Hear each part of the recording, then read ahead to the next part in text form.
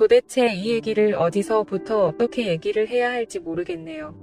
그리고 자정이 넘은 이 시간에 이런 글을 남긴다는 것 자체가 굉장히 서글프기도 하고 제 자신에게 화가 날 뿐이네요. 뭐라 말로 다 표현하기 힘들고 지금 정신은 거의 반은 나가 있네요. 제가 욕을 먹을 거 잘 알지만 많은 분들의 의견을 듣고 싶어서 용기를 내볼게요. 저는 올해 26살이 되었고 저보다 3살 많은 남편과 재작년에 결혼을 하게 된 여자입니다. 남편은 아주 어릴 때부터 알던 사이입니다. 학교에서 알게 된 그런 일반적인 사이는 아니었고요. 제 남편의 부모님과 저희 부모님은 같은 동네에서 사시는 이웃 주민이셨고 한 동네에서 어울려 지내시면서 남편과 제가 태어나기도 전부터 서로가 친한 사이셨었어요. 그래서 자연스럽게 저와 남편은 어릴 때부터 부모님의 손에 이끌려 종종 만나고는 했습니다. 하지만 단순히 부모님 친구분의 아들, 딸일 뿐 서로에게는 별다른 감정이 없었어요. 그저 동네에 아는 오빠, 동생 사이라고 할까요? 저희는 초등학교 때는 거의 매일같이 붙어 다니면서 친하게 지냈는데 어느 날 정말 슬픈 소식이 들려오게 되었습니다. 아직 철없던 나이였던 제 남편은 자신이 가장 존경하고 따르던 아버지가 돌아가시게 되었어요. 원래 제 남편은 정말 개구쟁이에 항상 밝은 웃음만 가득했었던 사람이었습니다. 그런데 그 사건 이후로 남들보다 훨씬 일찍 사회생활에 직면해서 그랬던 건지 다른 또래들에 비해 매사에 진지해졌고 침착한 사람으로 변해가더라고요. 처음에는 그런 오빠의 모습에 동정심 어린 마음으로 바라보게 되었는데 어느 순간부터는 제게 장난만 치던 사람이 너무나도 듬직한 사람으로 변해 있더라고요. 그렇게 옆에서 지켜보다 보니 어느 날부터는 저도 모르게 남편을 보면 항상 심장이 두근댔고 아무도 몰래 저 혼자서만 짝사랑을 시작하게 되었어요. 하지만 어릴 때는 항상 붙어 있었던 저희가 중학교로 올라가면서부터 각자 다른 학교로 가다 보니 자연스럽게 멀어지게 되었고 제 순수했던 짝사랑도 그때 고백도 못한 채 자연스레 끝이 나게 되었어요. 그저 간간히 부모님을 통해서 소식을 듣는 정도였습니다. 남편은 아버지를 떠나보내고 3년 정도가 지난 뒤에 어머니가 엄청 부자인 분과 재혼을 하시면서 새아버지와 같이 지낸다고 들었었고 공부를 잘한다고 하더라고요. 단순히 잘하는 게 아니라 엄청 많이 잘했답니다. 학교 내에서 1에서 2등이 아니라 전국적으로 놀 정도로 공부를 잘했다고 했었습니다. 그때는 뭔가 기분이 묘하더라고요. 어릴 때부터 항상 붙어 다녔고 제가 좋아했었던 오빠가 가까이 다가갈 수도 없을 만큼 멀어진 기분이 들었어요. 그렇게 저희는 성인이 될 때까지 길거리에서 조차 마주치지 못했습니다. 시간은 빠르게 지나갔고 저는 남들과 크게 다를 바 없는 평범한 중고등학교들을 나왔고 서울에 있는 평범한 4년제 대학교를 가게 되었어요. 그래서 저는 등하교 시간만 왕복 4시간이 넘는 거리인 탓에 자취를 하게 되었습니다. 부모님은 남편의 이름을 말하며 지금 서울에서 학교를 다니고 있다고 하더라고요. 아니나 다를까 공부를 엄청 잘한 오빠는 서울에서 가장 좋은 학교 중 한 곳을 다니고 있었습니다. 부모님께 그 얘기를 듣고 그동안 잊고 지내던 오빠의 모습이 너무 많이 궁금해졌습니다.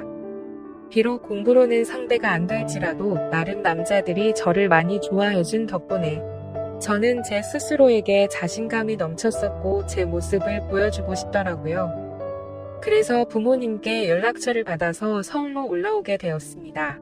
올라온 뒤로 일주일간은 너무 정신이 없었습니다.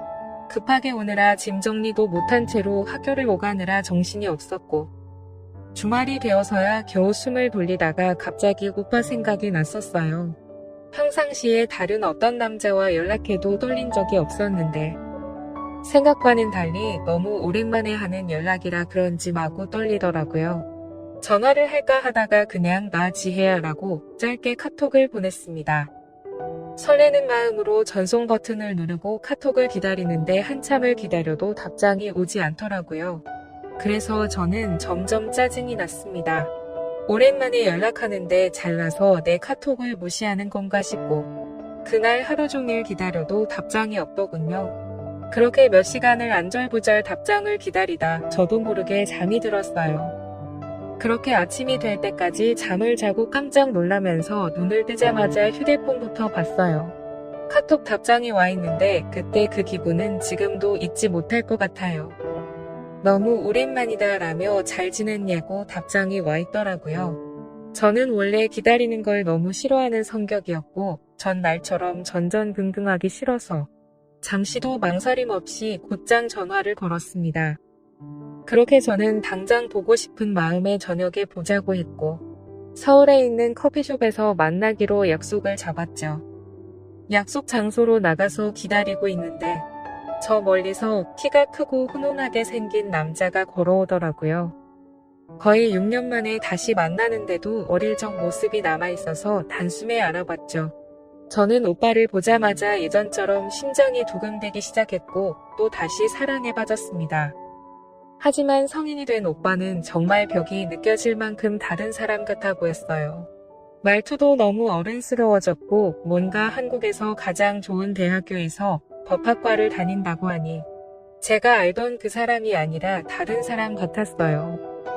그런데 그런 와중에도 오빠는 제게 너무 친절히 대해주더라고요. 자취는 어디서 하냐며 치안은 안전한지도 바로 찾아보고 이런저런 얘기를 많이 나누었어요.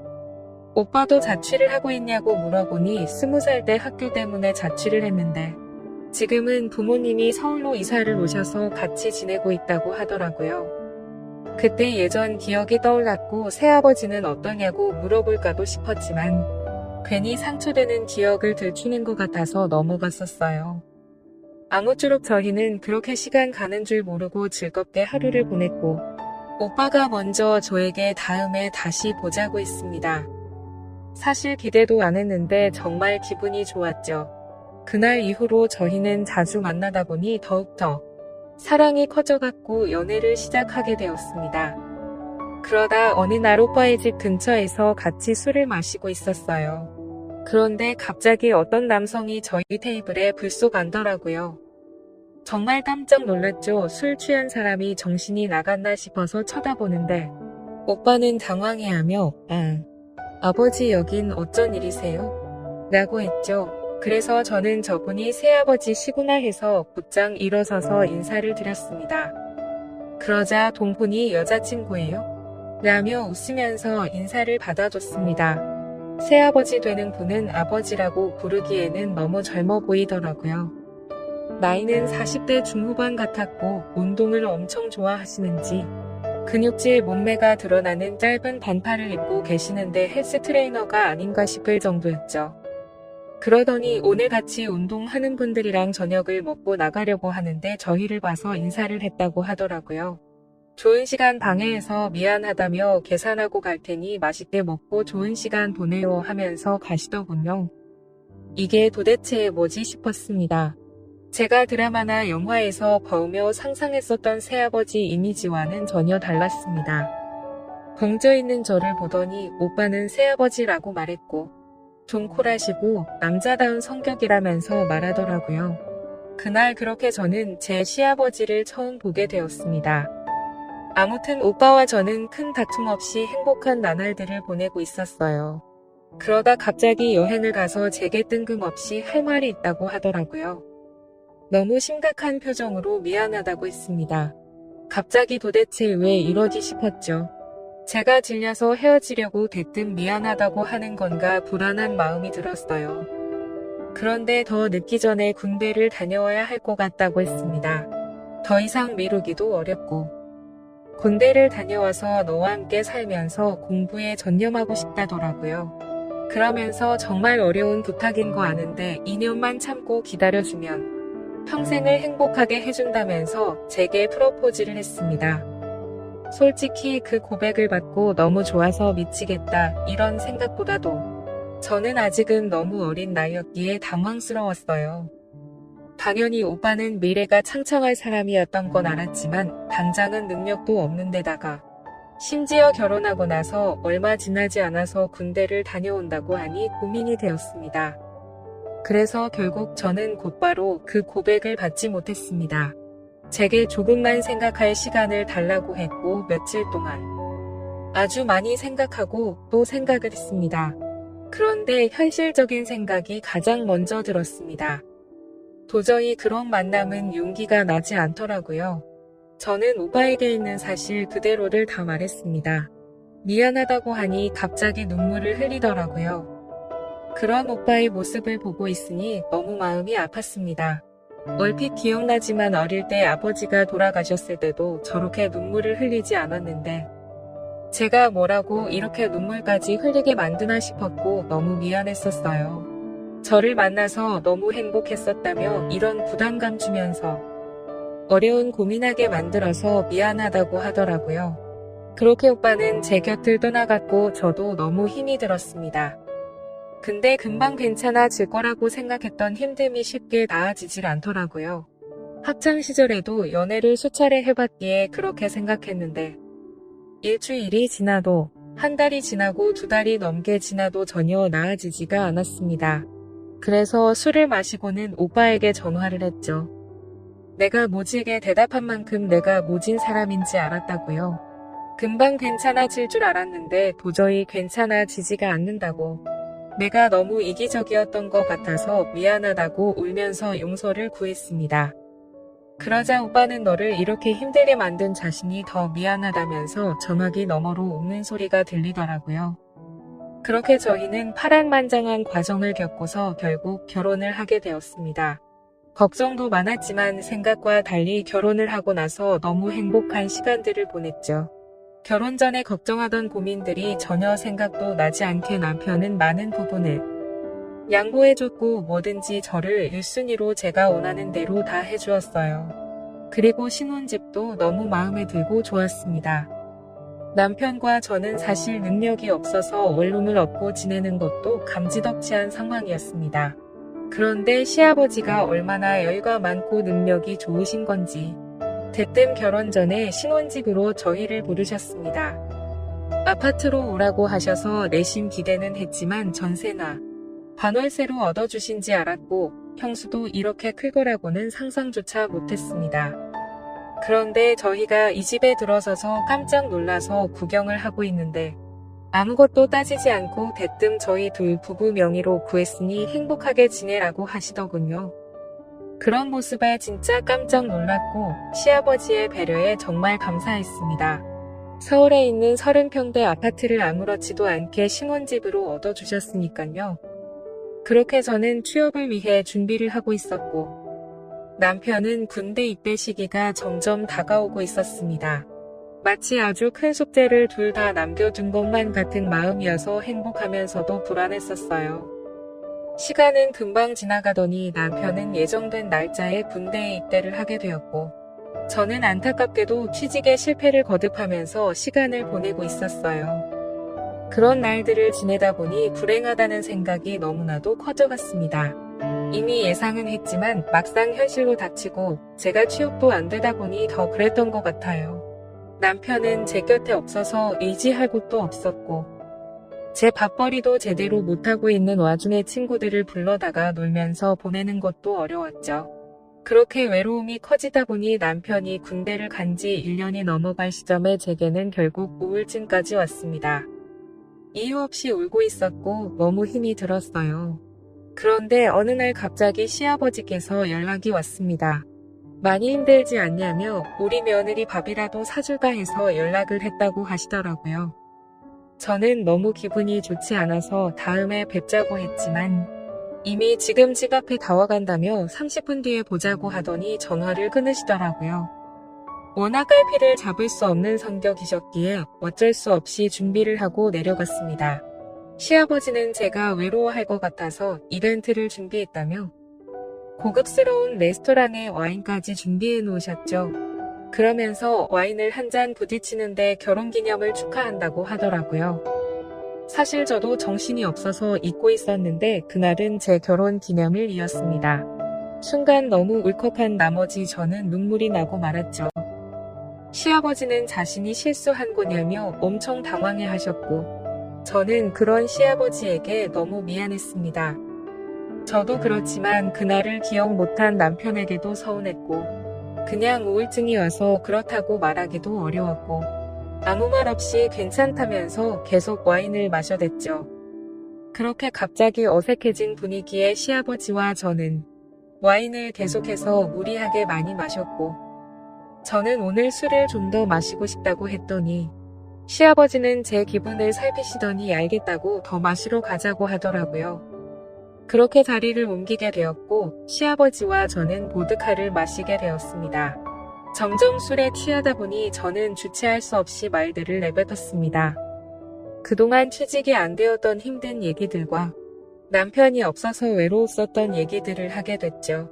시아버지는 그런 저를 위로해 주었고 저는 너무 오래간만에 그런 위로의 감정을 느껴서인지 술에 취해서인지 저도 모르게 시아버지에게 기대어서 울었습니다.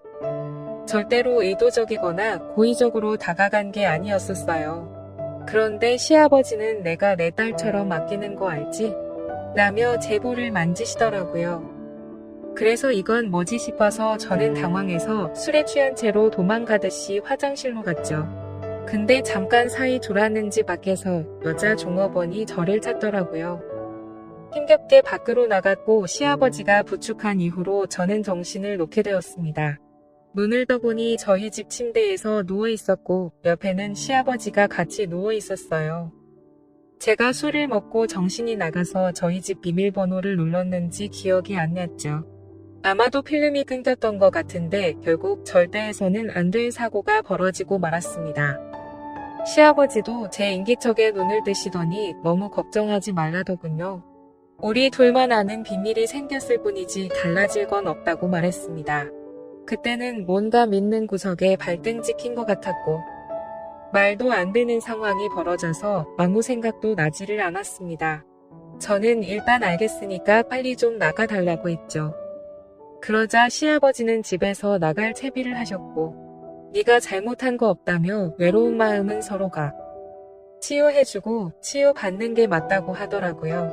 앞으로 외롭고 힘든 일 있으면 언제든지 연락하라고 하더군요. 그때는 그 말이 정말 어이가 없었지만 제가 미쳐버린 건지 그날 이후로 그때 그 일과 말이 계속 생각이 났습니다.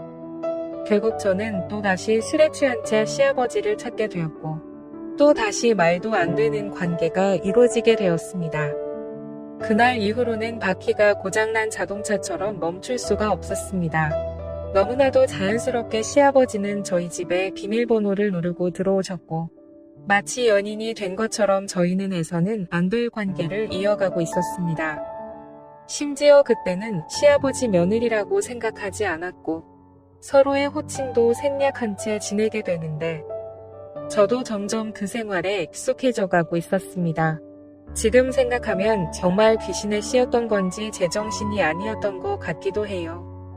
그렇게 몇 개월을 지내게 되었고 제게는 결국 정신이 번쩍 들 만큼 큰 사고가 일어났습니다. 제게 점점 신체적인 변화가 생기는 걸 알게 되었고 설마 하는 마음으로 임신 테스트를 했더니 임신이 된 거였죠. 정말 이걸 어떻게 해야 하나 싶었고 답을 못 찾겠더라고요. 주변에 그 어느 누구한테도 물어볼 수도 없는 노릇이었죠. 시아버지와 관계를 맺고 아이를 가졌는데 제 부모님께 말할 수도 없고 친구에게도 도저히 말할 자신이 없었습니다. 그래서 결국 시아버지에게 이 사실을 말했습니다. 시아버지는 한참을 고민하시더니 제게 말했죠. 앞으로 너의 인생은 내가 책임을 질 테니까 남편과는 이혼을 하고 함께 살자고 하더라고요. 자신은 이런 상황이 벌어질 수도 있다라는 걸 이미 생각도 해봤다네요. 그렇기에 이혼도 할 수 있고 자식도 버릴 각오로 시작한 거라고 하는데 그 말이 저를 더 미치게 만들었습니다. 심지어 그런 말들을 듣고 있으니 설마 이런 상황을 노리고 일부러 이런 짓을 한 건가 싶었어요. 그 말을 들은 지도 며칠이 지났습니다. 매일같이 저는 너무 참담했고 잠도 제대로 못 자고 우울증이 더 심해지는 것 같습니다. 마음 같아서는 술이라도 원창 마시고 싶은데 차마 그럴 수도 없는 상황이고요. 누구보다 행복하게 잘 살 거라 믿어 의심치 않던 제 결혼이 결국은 이렇게 막장 스토리가 될 거라고는 상상도 못 해봤습니다. 군대에서 이 사실을 모르고 지내고 있을 남편에게는 너무 많이 미안하고 이런 상황까지 벌어졌는데 남편에게 비밀로 하고 계속 부부로 지낸다면 더 죽을 죄일 것 같습니다. 정말 평생 흘릴 눈물을 며칠 동안 다 흘려버린 것 같습니다. 시아버지는 매일 같이 연락이 오고 집으로 찾아옵니다.